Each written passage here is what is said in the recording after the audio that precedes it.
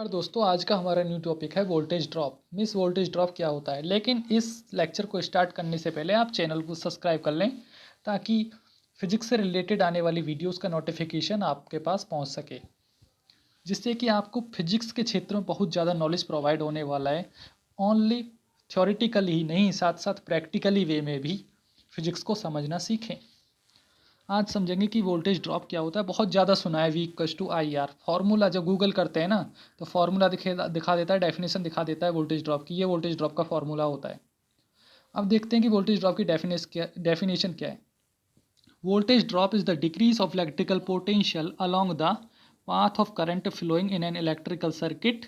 यही तो voltage drop है। कह रहा है कि अगर किसी इलेक्ट्रिकल सर्किट में सपोज दैट यहाँ से सर्किट स्टार्ट होता है, यहाँ आके यहाँ ख़त्म हो जाता है, एक बल्ब लगा दिए, ठीक है।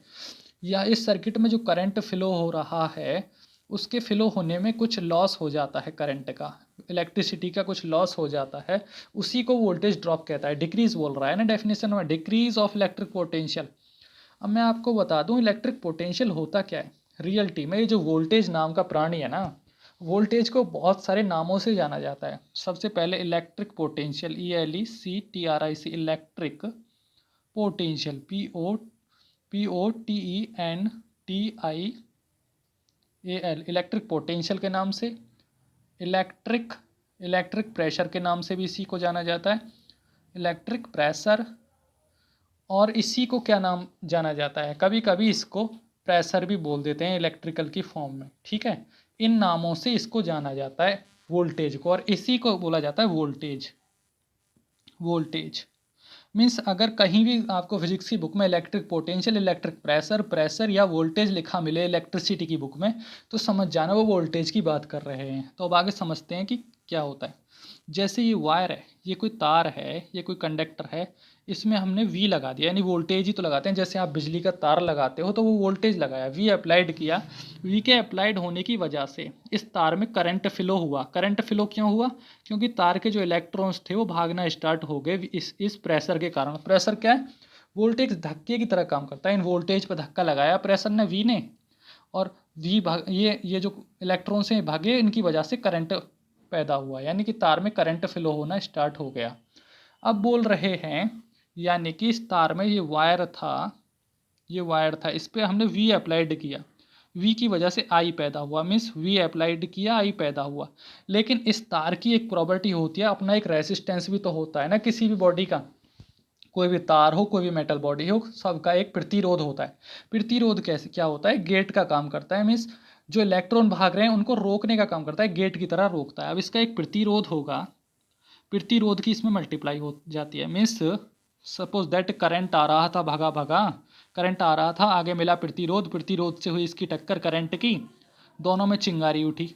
दोनों में जब रेसिस्टेंस से इलेक्ट्रॉन टकराएंगे, यानी करंट टकराएगा रेसिस्टेंस से, प्रतिरोध से, तो दोनों में क्या होगा? जब दो चीज़ों का एक्सीडेंट होता है तो चिंगारी उठती है ना, चिंगारी उठती है। उस चिंगारी के कारण कुछ करंट का लॉस हो गया, कुछ करंट का लॉस हो गया, और वो लॉस किस फॉर्म में बदल गया? हीट की फॉर्म में। यानी कि ये तार गर्म इसलिए तो हो जाता है, वो करंट का लॉस होता है, ना कि वोल्टेज का। करंट का लॉस होता है हमेशा, और वो करंट किसकी फॉर्म में बदल जाता है? हीट की फॉर्म में।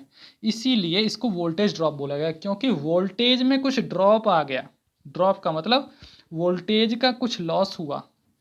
अब अभी मैंने आपको बोला था कि करंट का लॉस होता है, करंट का लॉस होता है। इससे समझें, सपोज दैट वी इसको पैदा कर रहा था, वी की वजह से कौन पैदा हो रहा था? Current, I. वी की वजह से करंट पैदा हो रहा था। करंट की टक्कर किससे हो रही थी? करंट का एक्सीडेंट हो रहा था रेसिस्टेंस से, तो इसमें लॉस आएगा ना। जब इसमें लॉस आएगा तो ये जिसकी वजह से पैदा हो रहा था करंट, इसकी उस जो मेन बॉडी थी उसमें भी तो कुछ ना कुछ लॉस आएगा। इसे ज़्यादा मेहनत करनी पड़ेगी वी को अब ज़्यादा मेहनत करनी पड़ेगी आई आई आगे चलाने के लिए। इसीलिए बोला जाता है वोल्टेज ड्रॉप।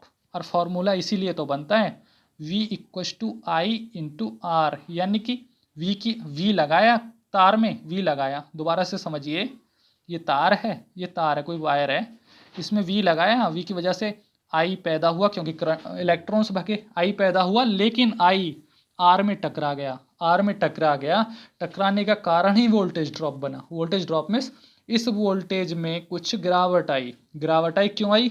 क्योंकि करंट का लॉस हो गया। अब इसीलिए तो इसको लिख दिया जाता है P equals to I square R, यानी कि power loss in an electrical circuit. यही होता है आपका वोल्टेज ड्रॉप। नेक्स्ट लेक्चर में मैं समझाऊंगा कि ओम्स लॉ क्या होता है। ओम्स लॉ एंड अन्य फिजिक्स के जितने भी स्ट्रॉन्ग और खतरनाक वाले कॉन्सेप्ट है ना, सब का एक्सप्लेनेशन इसी तरीके से दिया जाएगा। Thank you so much for watching this video.